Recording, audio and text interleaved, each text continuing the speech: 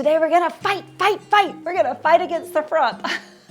I don't know about you ladies, but that is something I just am very always aware of, is I don't want to look frumpy. And somehow, as we get older, I do think there's more of a chance of looking a little frumpy. We don't want to do that. Hello, my name is Kay, and I'm so glad that you are here at Dress for My Day, where we just really try to stay kind of modern and relevant, but probably most of us also want to look pretty classic. I think that's what most of my viewers say they like to wear, and we certainly can do that. We certainly can wear a classic wardrobe and not look frumpy.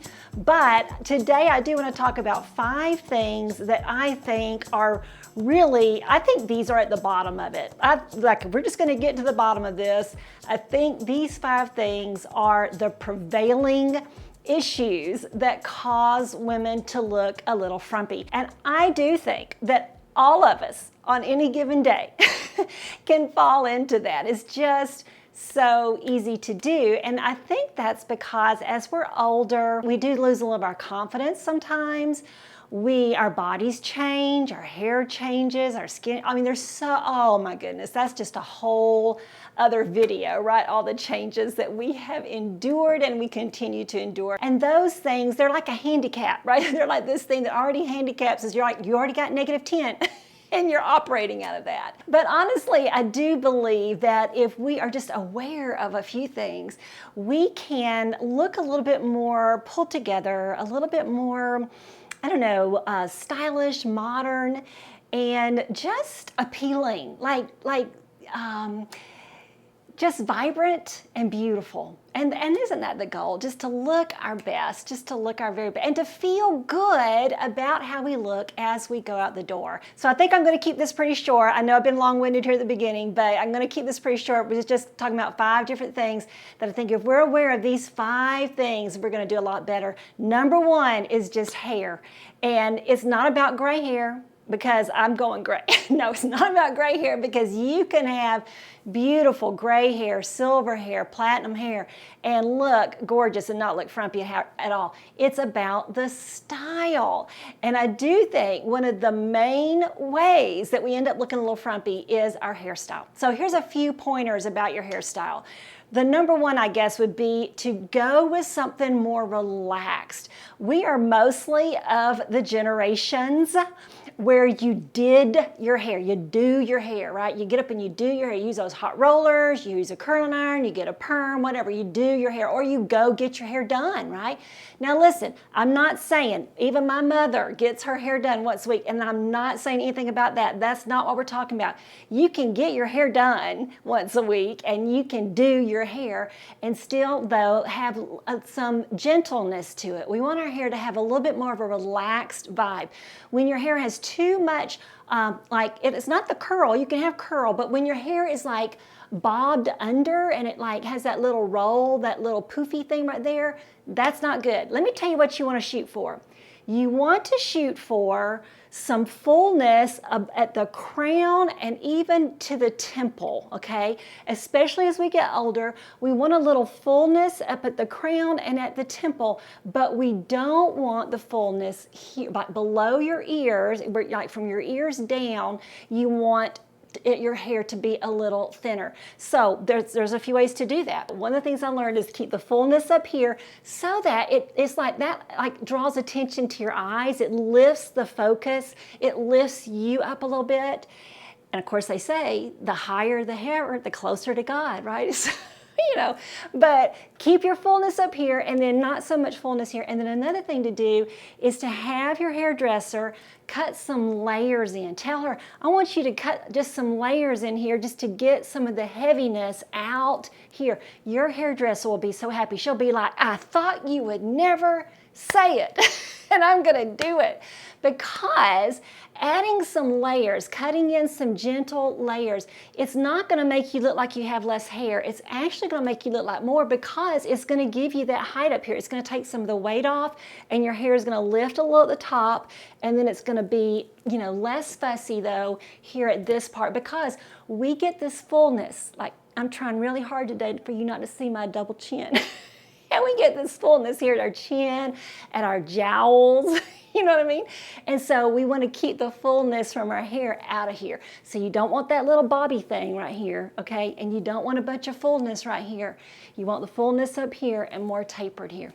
The second way we're going to fight the frump is we're going to stop making those wrong shoe choices. Now look, I know I'm going to get some responses about this, and I have gotten some emails, and ladies, I have learned. This is something, I guess, after almost 5 years of blogging and almost 4 years of being here on YouTube, I have learned to be much more sympathetic to women who have feet issues.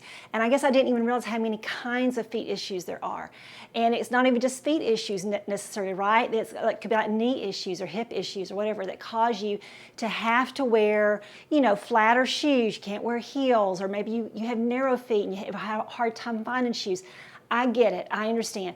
But the truth is, and I've said it before and I'll stand by it, there are good shoe brands out there now who are offering good shoes, pretty shoes, pretty shoes in the silhouettes or the styles or the functionality that you need. And you know what the problem is, and I do too, they're pricey. And I get it. I have bought some of those pricey shoes because even today, I'm standing here cutting my second video, and after that first video, I had to do it barefooted because of some camera issues, and my feet were killing me. So I've got on my Paul Green loafers right now, and they cost a mint.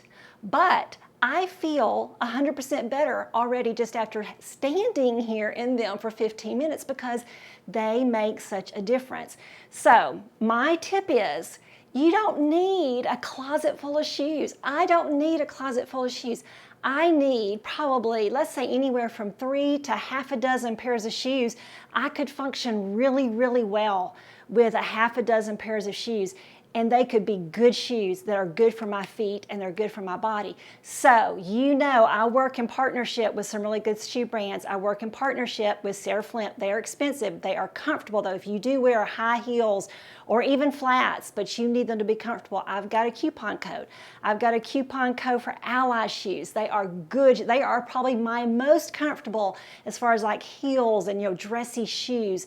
They are really comfortable. I have a coupon code for two coupon codes for you below for those. And then I used to work with Paul Green. I'm not right now, but I do love my Paul Green shoes. I also wear a lot of naturalizers and life strides, and I do work with Cala shoes. So if you have bunions, you know, I can send you to another video about those Cala shoes. They do a great job with wider toe box. So there are solutions, and what we want, the choices we want to make with our footwear is we want to choose modern looking shoes, and we need them to look as nice as possible, even though we need them to be comfortable. Now, I know, I understand. Some of you have to wear, you know, those support stockings or whatever, and some of you have to wear orthotics and different things, and I get that. So you know what? Here's what you do. If you fall into that camp, you just push this little tip part aside. This just doesn't apply to you. And instead, what you want to do, if you have situations where you have to wear those stockings, or you have to wear shoes that are, you just say they're just ugly, I don't want people to see them. What you want to do is you want to draw the focus up. You want to make sure you put on some pretty lipstick, maybe wear a scarf or some dazzling earrings. You want to make sure your hair looks nice, that modern haircut. You wear some color up top. You draw the focus up, and you forget about your shoes. You just forget about it. And you remember that I said you just forget about that. You're off on this one, okay? You don't need to worry about it. This point was not for you, okay? You bring the focus up. The third culprit that is causing us sometimes to look frumpy is just overdoing it in our outfits. And one of the ways that I notice that I think we overdo it the most is we just want to wear all the things and all the colors and all the patterns. And you know why we do that? I think one of the biggest problems is like when I get my magazine from Talbot's, or I get my magazine from Chico's or whatever, my little catalog, and I look at in there, they've got the outfits with all the things. They got all the jewelry and all the scarves and all the things and all the print shirt and the sweater and the this and that. They have all the things and it looks so good. But I need to remember that they're trying to sell those clothes, okay? They're not actually wearing them somewhere. And most of those models in those magazines are not 58 years old like I am. So what I have got to remember is to pare that back a little bit. Look at that outfit in the magazine, in the catalog, and then tone it down a little bit. I don't need to have so many colors in my outfit.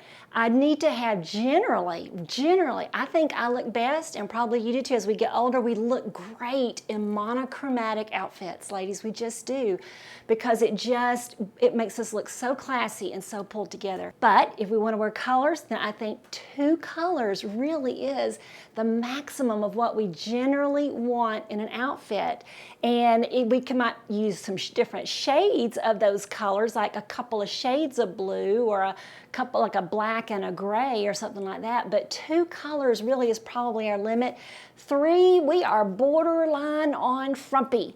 And if we get into 4 or 5 and 6 colors in an outfit, then we are over the frumpy meter. Okay, that is not good.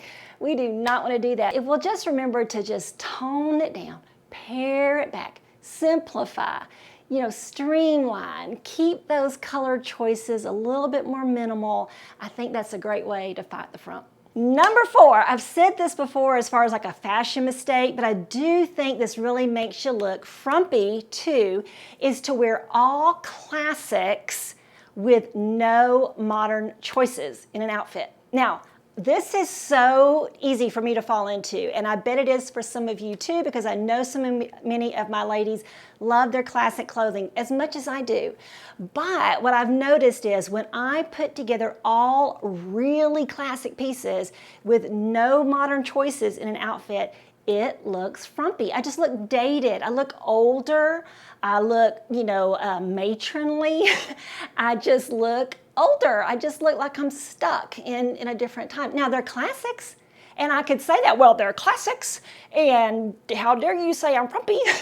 But the truth is, it's just the truth. When I wear all classics with no modern choices, I'm gonna look frumpy. But the good news is that actually you can wear a lot of classic pieces, but if you'll just make 1 or 2 modern choices, maybe with your jewelry or your footwear is another good place to do that, or even your handbag or shoulder bag. If you'll just make a modern choice somewhere in your outfit, that can really change the dynamics and set you apart and make you look modern and fresh and great and not frumpy at all. And then the 5th thing, and honestly I saved this for last because I really think that perhaps this is the main thing that causes us to look frumpy. And once again, I do know that I have some viewers who are gonna say, but I can't help that, Kay. I have a problem. Just hold on, because I'm gonna get to you. But most of us could do so much better when it comes to our posture and just our presence. I think our posture and our presence, our sense of presence, I'll explain, really can make us look frumpy. When we are practicing bad posture, we're slumping, and we're just kind of slouching.